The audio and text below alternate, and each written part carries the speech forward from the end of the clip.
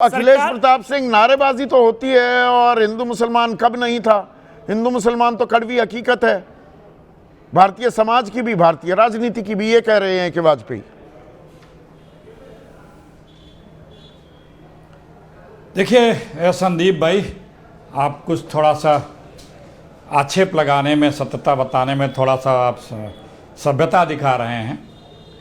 जब से हमारे अटल जी के बाद की बीजेपी आई है, तब से मैं बार बार कहता रहा हूं कि बिना हिंदू मुसलमान के भी इस बीजेपी का काम नहीं चल सकता है। और जिसकी संस्था के 100 साल हुए हैं, वो तो इसी की धरोहर है।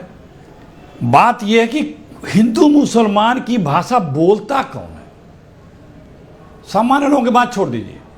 जब देश के प्रधानमंत्री आदरणीय मोदी जी, जब किसी प्रदेश में चुनाव या देश में चुनाव होता है और जब वो अपने भाषणों की शुरुआत करते हैं, तो इसके अलावा कोई टॉपिक नहीं होता उनके पास।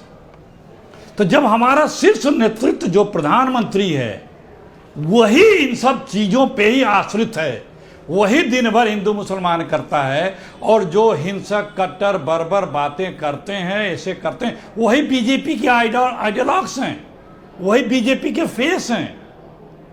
आप एक दुबे जी हैं झारखंड के, 2 बिहार के हैं, दिल्ली के मुख्यमंत्री, यूपी के मुख्यमंत्री, और आपने आसाम के मुख्यमंत्री जिक्र किया है, उत्तराखंड। ये चीजें तो हम बहुत दिनों से चर्चा कर रहे हैं। अखिलेश जी कौन आता है? राजकुमार मेहता हैं, मुंबई वासी। अब थोड़ा आगे बढ़ते हैं, ये तो हमें मालूम है और ये तो मैंने सारी तफसील में बता दिया कौन क्या जहरीले बयान दे रहा है। राजकुमार सवाल पूछ रहे हैं, देश को 2 हिस्सों में बांटने की साजिश हो रही है, ऐसे में जनता को सड़क पर आना होगा। जनता का मिजाज बदल रहा है क्या? जो टोंक से तस्वीर देखी या लखनऊ में जो देखी हमने, धीरे धीरे एक्सपोज हो रहे। देखिए धीरे धीरे बीजेपी रोजाना और एक्सपोज हो रही है। एक बात और जो उभर के अब धीरे धीरे आ रही है, अब साहस बीजेपी के खिलाफ, इन कृत्यों के खिलाफ साहस बढ़ रहा है लोगों का कि तुम क्यों गलत कर रहे हो। अभी तक सामने डरे हुए लोग, अब साहसी लोग सामने आ रहे हैं। ये अच्छे लक्षण हैं, अच्छे लक्षण है, पर इसमें आपकी जिम्मेदारी नहीं है क्या? अखिलेश जी देखिए, पहले मुस्लिम तुष्टीकरण होता था, अब बीजेपी हिंदू तुष्टीकरण कर रही है। आप भी गलत कर रहे थे, ये भी गलत कर रहे हैं, इस बात को मानेंगे? ये कभी भी मुस्लिम तुष्टीकरण एकदम नहीं, कभी भी ये मुस्लिम तुष्टीकरण शब्द बीजेपी का दिया हुआ है। कांग्रेस पार्टी ने कभी भी आज तक पूरे हिंदुस्तान में किसी का तुष्टीकरण किया ही नहीं। हिंदू मुसलमान मुल्क मिलकर के देश की आज़ादी की जंग, आज़ादी की लड़ाई लड़ी, और जो आज सत्ता में बैठे हैं अंग्रेजों की चाकरी कर रहे थे, जिनके हाथों में आज सत्ता है, और यही लोग गवाहियां दे रहे थे इसी हिंदू मुसलमान फ्रीडम फाइटरों के खिलाफ, और मुखबिरियां कर रहे थे। सचिन सुरानी है, मेरठ वासी, हमारे दर्शक हैं। 1 मिनट अखिलेश जी, वो कह रहे हैं दरअसल हिंदू मुसलमान खत्म हुआ तो तमाम नेताओं का करियर भी खत्म हो जाएगा। पर क्या ये खत्म भी हो रहा है, या आशुतोष कुछ हमें बानगी दिख रही है? टोंक की तस्वीरें और लखनऊ की तस्वीरें क्या कुछ उम्मीद भी जगाती हैं, या ये इक्का दुक्का वाक़ियों से ये समझा जाए कि ये हिंदू मुसलमान, बात बात पर हिंदू मुसलमान खत्म हो जाएगा, जल्दबाजी होगी? देखिए संदीप, मुझे लगता है कि इसमें कुछ और भी तस्वीरें हैं। जैसे पिछले दिनों अगर आपको ध्यान होगा तो बनारस में भी इसी तरीके की कुछ तस्वीर आई थी। बिल्कुल। और आपको याद होगा कि पार्क में भी कुछ लड़के गए थे जो लड़कियों को परेशान कर रहे थे। वहां भी मतलब नाबालिग थे वो, 15-16 साल के, लठ लेके डंडे लेके घूम रहे थे, उनकी पहचान मांगी और भगाया लोगों ने पार्क से। तो इसका मतलब ये कि लोगों को ये सारी चीजें पसंद नहीं आ रही हैं कि भाई आप हमको शांति से रहने दो, ये हिंदू मुसलमान का सवाल खड़ा मत करो, ये जो तमाम चीजें आप करते हो वो ठीक बात नहीं है। और ये मैं एक चीज से मैं अखिलेश जी की राय से सहमत हूं कि लोगों के अंदर अब हिम्मत आ रही, लोग खुलकर अब इन सब चीजों का विरोध कर रहे हैं। देखिए लखनऊ यूनिवर्सिटी की जो बात है, और जो नहीं, ये निधि का सवाल लीजिएगा पीसीआर। हाँ, आप बात जारी रखिए प्लीज।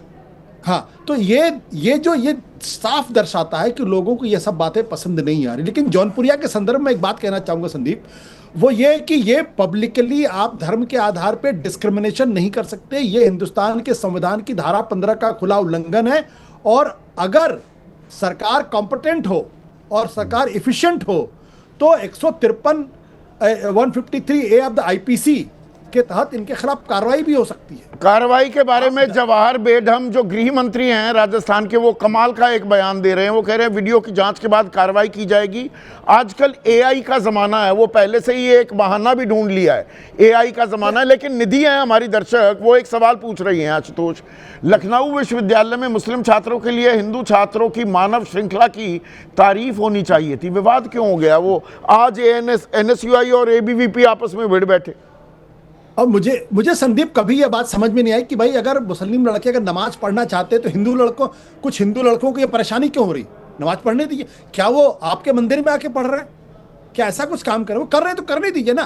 कल अगर मान लीजिए कहीं कोई हनुमान चालीसा का पाठ कर रहा हो या कहीं मंदिर में पूजा कर रहा हो या उसके बाहर कुछ कर रहा हो, नहीं, ये छात्र हैं, ये लड़ाई इस बात पर क्यों नहीं लड़ते मैं ज्यादा नंबर लाऊंगा, मैं बेहतर नौकरी पाऊंगा, भारत को विश्व गुरु बनाऊंगा, यहां पर मैं नमाज पढ़ूंगा, मैं अपनी पूजा करूंगा। ये स्टूडेंट्स हैं, नहीं ये छात्र संगठन है। थोड़ा सा हमको फर्क करना पड़ेगा। ये स्टूडेंट्स नहीं हैं, ये लोग आरएसएस से जुड़े हुए लोग हैं।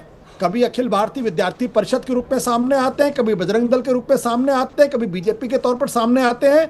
अन्यथा आपने बिल्कुल सही सवाल खड़ा किया कि सुप्रीम कोर्ट को जिन मसलों की तवज्जो लेकर इमीडिएटली कार्रवाई करनी चाहिए थी, दुर्भाग्य की बात है सुप्रीम कोर्ट ने उसको और ये जो आपने कहा एबीवीपी तक की बात नहीं है, एनएसयूआई भी वही काम कर रहा है और इंडियन यूथ कांग्रेस, वो अधनंगे होकर घूम रहे थे एआई समिट में। ये कौन से यूथ हैं? ये कौन से छात्र संगठन हैं? ये देश का तमाशा बना रहे हैं and they need to be named and shamed. बिल्कुल, लेकिन दोनों चीजों को मिक्सअप मत करिए। हाँ। मैं इसको फिर कह रहा हूं, धर्म के आधार पे लोगों को निशाना बना के उनकी धार्मिक आजादी पर हमला करना, यह भारत के संविधान के मूल आत्मा के खिलाफ है। ऐसे लोगों के खिलाफ कड़ी से कड़ी कार्रवाई होनी चाहिए। ये हमारी पहचान ही नहीं है।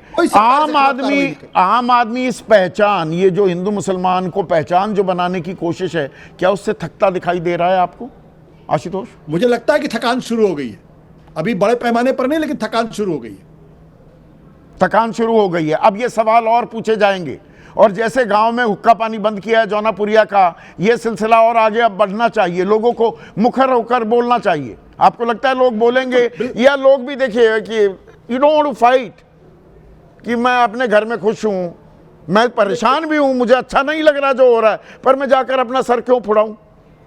देखिए संदीप, हर आदमी उस तरीके से नहीं रिएक्ट करता है, और ज्यादातर लोगों को लगता है यार क्यों किसी खाम का इस मसले में पड़े। लेकिन अगर कुछ लोग खुल के सामने आ रहे हैं, दीपक जैसे लोग सामने आ रहे हैं, जौनपुरिया जहां करे तो वहां के गांव के लोग सामने आ रहे हैं, तो ये बहुत ही एनकरेजिंग साइन है। ये बीजेपी और आरएसएस के लोगों को समझना चाहिए। बदलाव जो है ये स्वागत योग्य है, और मैं फिर से सलाम करूंगा दीपक को, मोहम्मद दीपक को। ये भारत की पहचान है, ये है भारत का युवा। ऐसे बनेंगे विश्व गुरु, साथ चलेंगे तो विकसित राज्य या विकसित मुल्क बनेंगे। और ये जहर, इसको तो थमना चाहिए। आपको भी बोलना पड़ेगा, हमें भी बोलना पड़ेगा। क्या तैयार हैं? सोचिए इस बारे में। आज बस इतना ही।